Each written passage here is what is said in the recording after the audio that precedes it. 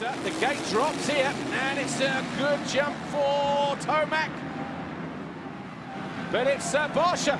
Barsha around the outside with the place. Tomac up the inside in third. As Gajser goes wide in fourth, Nagel in fifth, it looks like. Barsha leads Tomac through turn 7. Van Horbig is next in third place. Brilliant sunshine here at the moment. Tixier, Koldenhoff, Guillaume, Boutron, DeSalle, Wilson gets a good start as well, just outside the top 10, ahead of Cairoli. That's not good enough for Cairoli though. He needs going for the dirt around the outside. Barsha doesn't want to get in those deep ruts where, oh, and a great move there from Tomac, puts the squeeze on Bam Bam and takes the lead. A slight bubble in the corner there from Tomac. And Tomac setting the pace here. There your top two. Van Horbig in the background there in third place. Gajser 4, Koldenhoff 19, and Lupino is 20th. Jake Nichols actually just finding his way past to get himself in the 20th. So Lupino lost 5 seconds in that little tip over. Little warning. Evra, who is an eternity away from him. So it depends on what happens ahead of him that he can do something about, because all of a sudden Gio and Strybos crossing the line within about 2 or 3 tenths of each other. Nudges the back marker aside. The penultimate corner. He takes the checkered flag here and wins Moto number 1. Crowd go wild for MXGP Race 2, the Monster Energy. MXGP of America's Cairoli in the centre of the screen, and everybody charging into this one into turn 2. There's Tomac in 5th place, so this will be interesting. Bobryshev. Well, Barsha, who got the foxhole shot in Moto number 1, is buried outside of the top 20. So the HRC teammate Gauthier Paulin. Well, Paulin down in it now. This is going to be determining the overall Grand Prix. Oh, nicely done there. Triple-double. Koldenhoff. He knows that Tomac is there. He goes for the inside. Holds up the American just a little bit longer. And he used it to good effect as well. Takes Koldenhoff wide. Crowd on their feet as Tomac goes. Barsha out.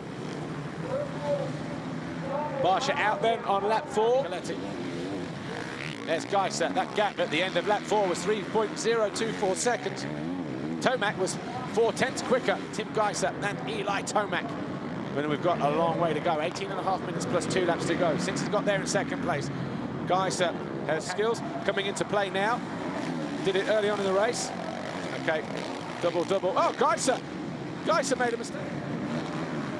Or has he got a problem? Down. Gajser anyway, to the tune of 3 or 4 tenths, 2 or 3 tenths here and there. Keeping an eye on Tomac's bike as well, because as he came through the penultimate corner, through the waves towards the finish on cameras. But we'll just keep an eye on that from Tomac's perspective. Gajser nowhere to be seen. Take a couple laps to regroup here and try and close in, but Jake Nichols out of the race, so too Justin Barsha, who finished 2nd in Moto number 1. Almost 8 seconds clear now of Tim Gajser. Koldenhoff 3rd, Bobryshev 4th, and Van Horbig 5th, and if it stays like that, it'll be Tomac, Gajser, and Van Horbig for the Colorado native. Tim Gajser, the new world champion, crosses the line 6 seconds behind him.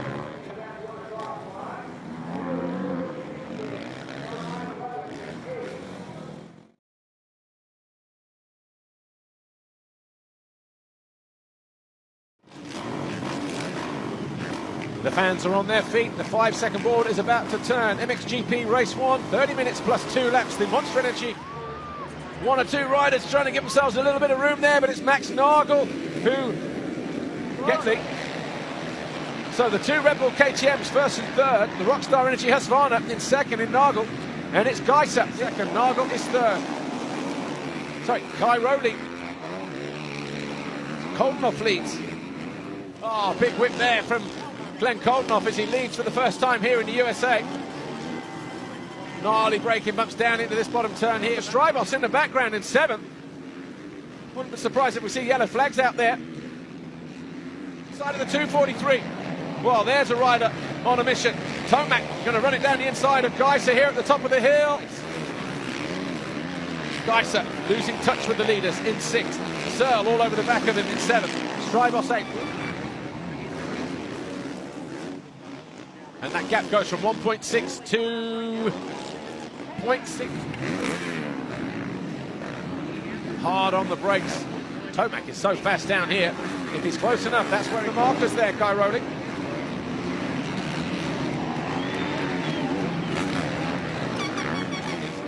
And there he is, all over the back of the 2 KTMs now. The Monster Energy Kawasaki rider. He's within touching distance now of the 2 Katoons out on track. Nagel wasn't affected last time. Will it be this time? Yes. Looks across, defends the line as well. Cairoli, Red Bull KTM Factory Racing, leads the way, 1.7 seconds clear of Eli Tomac. So 2.99 for Cairoli, 2.10.2 for Tomac, 2.14.2 for Koldenhoff, 2.11 first couple of sectors, you would think. See Cairoli. Well, Cairoli last year, he was on a 450 in Latvia a couple of years ago. Cairoli crashed himself out. Tomac had bad starts. Never really seen technique here. Cairoli goes inside. Tomac and almost through the bars. And Tomac's going to get alongside Cairoli at the end. 13.5 minutes plus 2 laps to go. Cairoli has the advantage at the moment. 6/10 quicker than the Sicilian. As he bounces his way over that. It's about 30 odd meters point to point. As you would very much expect, just like he did. And the fans are getting louder for Tomac. Time. And Tomac flies past Cairoli. Watch this, Cairoli. 4 seconds further back is Gajser. Gajser starting the lap quicker now than Nagel. So Gajser at the end of the straight. Here he is. In cruise mode now, Eli Tomac. And what has been a convincing display. Tomac just riding a smart race here. We are now go here. We've been here 3 times since then, but the MXGP Race 2 gets underway. Bobashev, Fox hole shot, but that will just give him one more. Cairoli already nailing the 10 grand for the Fox. Here he only lasted 3 laps in race 1, and Cairoli going straight for Tim Gajser. These two have history already this weekend. They touched in qualifying yesterday, but obviously bumps have developed. On the left goes the more pedestrian double through that rhythm section. Nagel 3/4 of a second ending that 3rd place from Romain Febvre as they head uphill. But the Red Bull KTM of Tony Cairoli were quicker than Cairoli, so he will, even in traffic, start to close down. Oh, bar banging, absolutely. And I think there's Febvre's gone missing again. How have we missed that? Febvre. I think there's a timing glitch. So Tomac just perfectly illustrating that as Febvre goes down. All of a sudden, Tomac finds himself in 4th and 3rd as he breezes past the number 12 of Max Nagel. He's got Tim Gajser, Cairoli and Gajser separated by less than 2 seconds. And Tim Gajser, well, he's definitely serious about taking a race win here. He made a mistake. Eli Tomac is in 3rd place. And Tomac is on a charge, a 2:10, the fastest lap of the race as they cross the line. But look at him, with half a lap to go on lap 8. He's right there. The crowd is really getting into this. Second. Oh, he scrubs neatly past Gajser. Gajser, no reply, just looks across and looks and then says, almost helplessly, Cairoli on lap 9 here. We've seen Gajser throughout the season when he was going to after the title to see. 4 and 5, Febvre 6, Tonus 7, Searle is 8, Koldenhoff is 9, Wilson 10.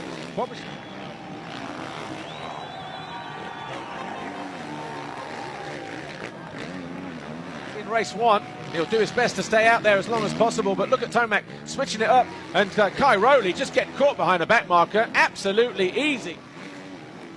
Eli has done that with the best in the world, and he's just that strong late in the moto. 2:14, 5 seconds in a lap. I do think the world champion is showing his mettle, however, because slow getting up, Chuck. That's the braking bumps that I was telling you about that sneak up and bite you late in the moto when you start getting a little tired. And the shadows, they'll kick. This is what they would have expected from Eli Tomac, riding on home soil, riding here in California. and almost handing it to the Europeans on a silver platter. Eli Tomac, well, he has just been sensational, just like he was in Charlotte 1 week ago in North Carolina. He's doing exactly the same here today. It's going to be, and Eli Tomac safely out of the final turn. He cruises to the checkered flag, and that's a. Eli Tomac was just too good today for the 8-time world champion, and well, not the best start, so you really had to put on a charge through the pack. Yeah, that was tough again. I don't know what I'm doing right now. Apparently making life hard. It's pretty special to me right now. I don't know. I just feel like I've been missing something, and now it's coming around. So it's just an awesome day for us. Congratulations. Thank you.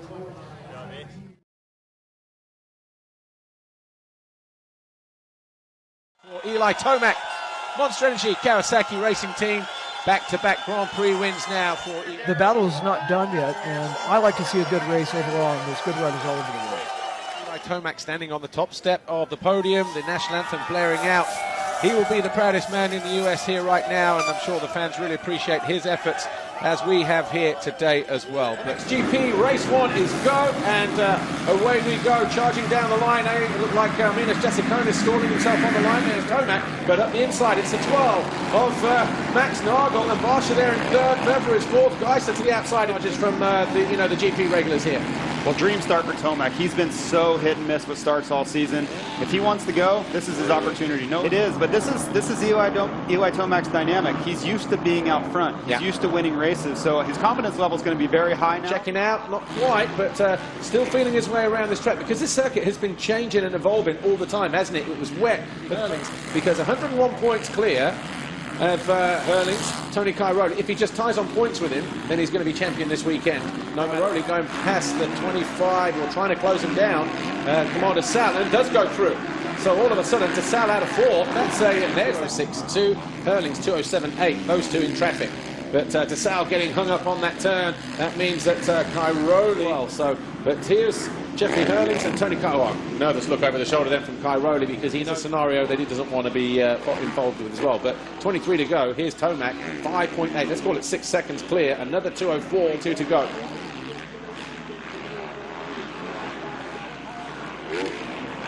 To prevent Cairoli being crowned world champion for a 9th time, and that deep left-hander there, mistake Jason Thomas.